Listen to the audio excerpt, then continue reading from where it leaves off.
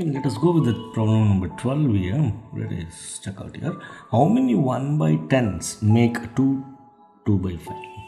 Right. So now what we need to find out here.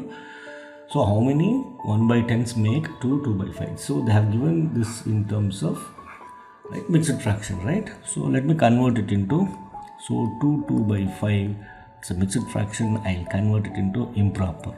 So you know how to convert to improper, right? First you need to multiply here, right? 5 2s are 10, 10 plus 2, that is 12.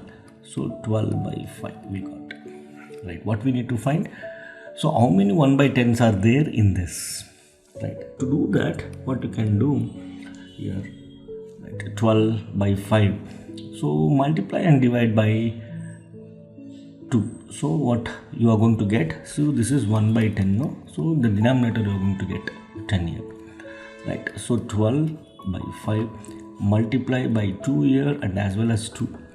So this will become 12 2s are 24, 5 2s are 10, right? So nothing is going to change, even though if you multiply with any number to denominator and numerator, so you're going to get the same one. The fraction will be same, right? So now 24 by 10 here, how many 1 by 10s are there? So here how many are there? That is 24.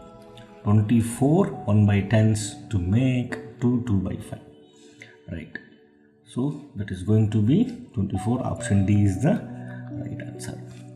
Or otherwise what you can do, you can divide also, right? That is going to be, right, here 12 by 5, that divided by, right, 1 by 10, right?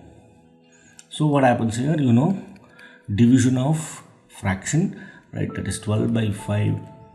So when you want to divide the fraction, you are going to convert it into multiplication, and the reciprocal of this fraction you need to place. The reciprocal is nothing but the numerator becomes denominator and denominator becomes numerator. So that is nothing but 10 by 1 you are going to get.